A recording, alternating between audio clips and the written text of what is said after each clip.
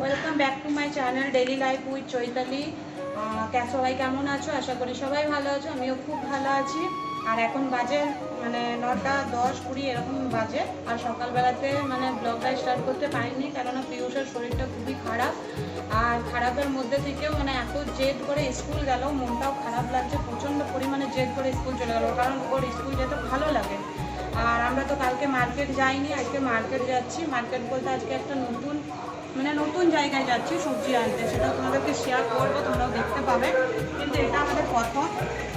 আর রান্নাবান্না বন্ধুরা হয়ে গেল, কেননা আজকে তো তৃতীয় সোমবার, তোমরা তো সবাই জানো। তো আমি সোমবার করে সোমবারে কিছু খাই না।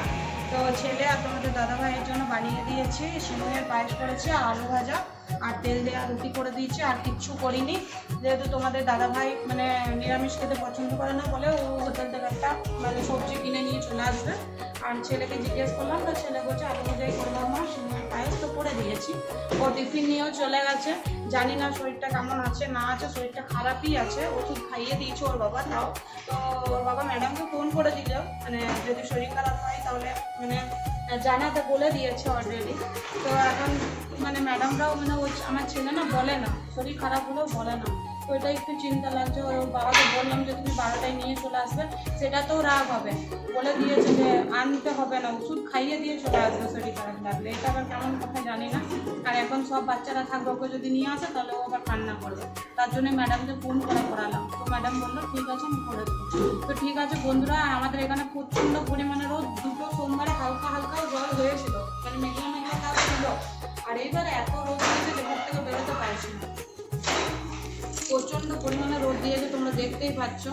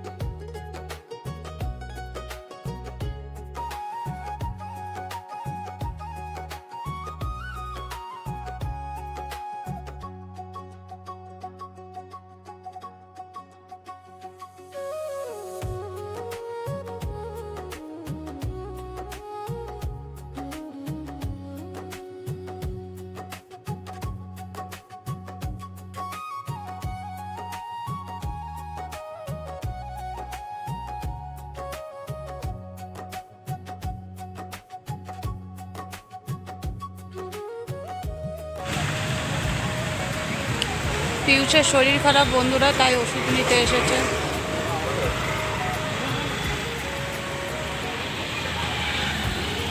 আজকে প্রচণ্ড পরিমাণে রোদ দিয়েছে, দেখো।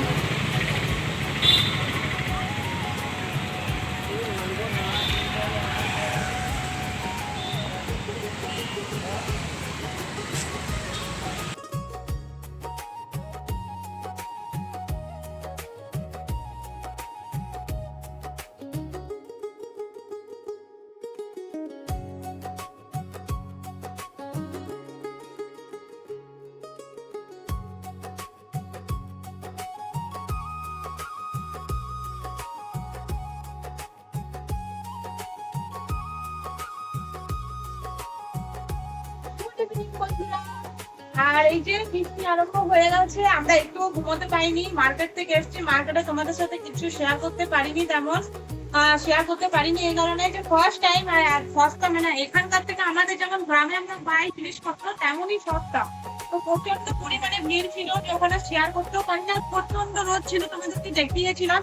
আর এখন দেখো এইখানের অবস্থা দেখো, কি বৃষ্টি কি বৃষ্টি, মনে হচ্ছে যেন সোমবার আজকে, মানে ভোলানাথের সত্যিকারের পুজো।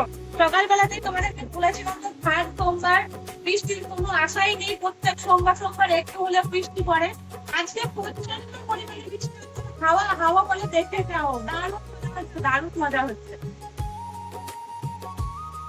আর একটু আগেই ছেলেটা চলে এসেছে, ছেলের শরীরটা ভালো আছে, তোমাদের দাদাভাই ওষুধ নিয়ে এসেছে, আমরা গেছিলাম তখন ওষুধটা নিয়ে এসেছি।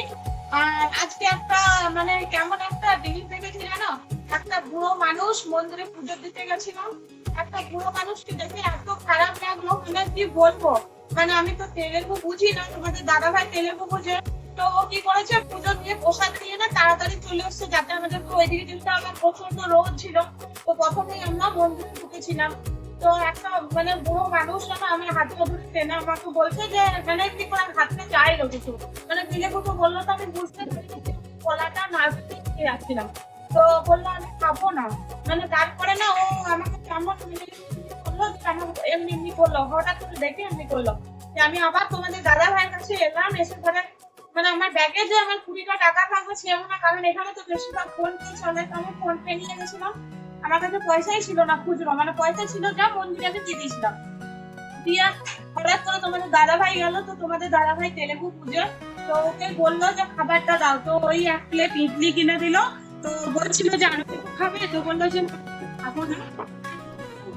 দেখে মনে হলো ভালো করে খুবই না, কিন্তু জানি না কেন এরকম করে 50 টাকা আমার মানে করলাম, যে যার কাছে ইডলি খেয়েছিল তার কাছে এখানে 50 মানে তাকে ইডলি পয়সা দিয়ে দিলাম যা হয়েছিল, আর বাকি 50 টাকা ওর কাছে ফোন পে করে ওকে ক্যাশ নিয়ে ওর হাতে দিলাম।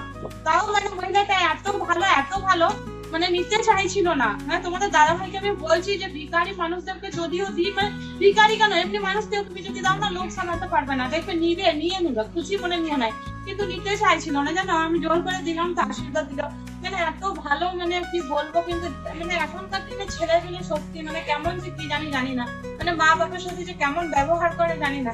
তো আমি রিকোয়েস্ট করছি প্রত্যেকটা মা বাবা, মানে প্রত্যেকটা ছেলে মেয়েদের কাছে আমি রিকোয়েস্ট করছি যে যদি না পারো খাওয়াতে তো বৃদ্ধাশ্রমে দিয়ে দাও, কিন্তু এরকম ভাবে কাউকে ছেড়ে দিও না যে খিদে চলে দুটো লোকের কাছে চাইছে খায়। তো মানে তখন থেকে মনটা আমার খুব খারাপ ছিল জানো, মানে তোমাদেরকে শেয়ার করবো ভাবলাম, কারণ তোমরা অনেকে আছো আমার ব্লগ দেখছো, তো তাদের কাছেও রিকোয়েস্ট করছি এই জিনিসটা শেয়ার করো, সবাইকে শেয়ার করবে প্লিজ। মানে কোন থেকে বলছি, মানে এত খারাপ মানছিল দেখে, মহিলাটা খুবই ভালো মহিলা, লোক না। তো তোমাদের মানে আমার যদি সত্যি কথা বলতে, আমি যদি আমাদের গ্রামে থাকতাম তো আমি সত্যিকার ওকে নিয়ে এসে মায়ের মতন করে সেবা করতাম, কিন্তু কিছু করার নেই, আমরা এখানে লোকের ইয়েতে থাকি, রেন্টে থাকি, তোমরা তো জানোই যে এখানে রাখার মতো আমাদের পরিস্থিতি নেই। আর আমরা আজ আছি এইখানে, কাল আছি ওইখানে, মানে আমাদের কিছু করার নেই সত্যি। মানে এসব দেখলেও মানুষের দুঃখ পায়, জানি না কোন এমন ছেলে আছে ওনার যে তার একটু কষ্ট হয় না যে মা চেয়ে চেয়ে খাচ্ছে। আর এই মাত্র একটু হওয়ার একটু আগে না একদম অন্ধকার করে এলো, একটু আগে তোমাদের দাদা ভাইকে বলছিলাম যে ওয়েদারে মানে ইয়েতে এসেছে, যে মেসেজ এসছে যে এখানে প্রচন্ড পরিমাণে বৃষ্টি হবে, বজ্রপাত হবে, তো মানে বজ্রপাত হবে। তো তোমাদের দাদা ভাইকে বললাম, ও সকালে আমাকে বলেছিলাম মানে এত রোদ এখনো কই হলো তোমার। তো সত্যিকারে আমি যাকে যেই ছেলেকে আনতে গেছি সে দেখছি মানে পুরো একদম মেঘ অন্ধকার করে চলে এলো, দিয়ে তারপরে কারেন্ট চলে গেল, কি আর বলবো, কারেন্ট চলে গেল। দিয়ে ছেলেকে নিয়ে এলাম, এই যে ছেলে খেলছে, ছেলে শরীরটা এই ওষুধ দিলে ওর বাবা একটু ঠিক আছে, একটু না ঠিকই আছে, স্কুলে ঠিকই ছিল বলছে, শুধু বলছে বাবা তুমি ওষুধ খাওয়াতে কেন যাওনি, মানে ওখানে যেই বাচ্চাদের কিছু হয় কি না, তো ওষুধ খাওয়াতে নিয়ে মানে বাচ্চাদেরকে ওষুধ খাওয়াতে নিয়ে যায়, মানে বাচ্চাদেরকে ওষুধ খাইয়ে নিয়ে আসে বাচ্চারা, ওখানে খাইয়ে দেয় আবার চলে আসে। তো ওরও ইচ্ছা যে বাবা তুমি আমাকে স্কুলে ওষুধটা খাইয়ে দেবে দিয়ে চলে আসবে ঘরে, মানে কি বলবো কিছু বলার নেই। ঘরে এসে সেটাই রেগে গেছে যে তুমি ঘরে আছো তারপর ওষুধ খাওয়াতে যাওনি কেন, ঘরে ওষুধ খাবো না, আবার ওর বাবা চকলেট দিয়ে ওষুধ খাওয়াবে, কিন্তু আমার ছেলের জেদ নেই, এটাই আমি খুশি। রান্না বান্না কমপ্লিট। রাইস চেপেছে, মানে ভাত চেপেছে, সরি রাইস বলে ফেললাম ইংরেজিতে। এই যে পিউসের জন্য মানে বিনা ঝালের তরকারি করে রেখেছি, ঝাল দিইনি।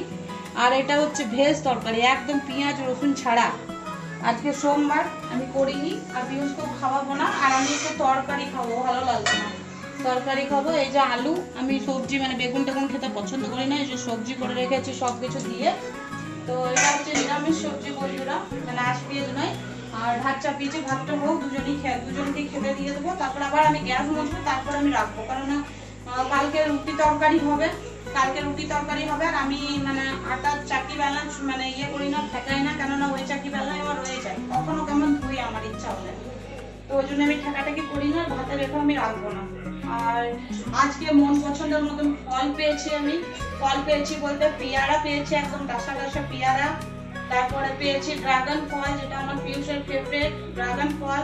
এই যে কতগুলো ভুট্টা দিয়েছে দেখো, মানে 50 টাকায় কতগুলো ভুট্টা পেয়েছি দেখেছো। দেখো আমাদের এখানে দেশি ভুট্টা, একটু মিষ্টি মিষ্টি ভুট্টা। পেঁপে পেয়েছি একটা, পেঁপে এই যে। আর আছে একটা তরমুজটাও ওখানে রাখা ছিল, ওই যে তরমুজ।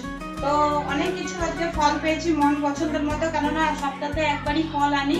আর কলাটা পছন্দ করে পিউস, কিন্তু কলাটা আনিনি এই কারণে যে মানে ও সর্দির ইয়েটা আছে, আর কলা খাওয়া উচিত না সর্দিতে। এখনো তরমুজটা কাটবো না, তরমুজটা কাটতে এখন মানে দেরি আছে, ও সর্দি ঠিক হবে তবে, কেননা আমারও খেতে ভালো লাগবে না ওকে ছাড়া। ঠিক আছে বন্ধুরা, ভিডিওটা আমি এখানেই শেষ করছি। যদি আমার ভিডিও তোমাদের ভালো লাগে তো প্লিজ লাইক কমেন্ট শেয়ার, আর আমার চ্যানেলটা প্লিজ রিকোয়েস্ট করছি, হাত জোর করে রিকোয়েস্ট করছি, একটা সাবস্ক্রাইব করে দিও প্লিজ। আর আমার যদি ভিডিও তোমাদের ভালো লাগে তো মানে যদি ভালো লাগে তাও কমেন্ট করবে, যদি খারাপ লাগে তাও কমেন্ট করবে। আর যদি খারাপ লাগে তো আমরা আরো ভালো করে ভিডিওটা বানানোর চেষ্টা করব। তোমাদের সাপোর্ট না হলে আমরা এগোতে পারবো না। আর ঠিক আছে বন্ধুরা, আমি ভিডিওটা এখানেই শেষ করছি। সবাইকে গুড নাইট, সবাই ভালো থাকো, সুস্থ থেকো। আর কালকে আবার একটা নতুন ব্লগ নিয়ে তোমাদের সামনে আসবো।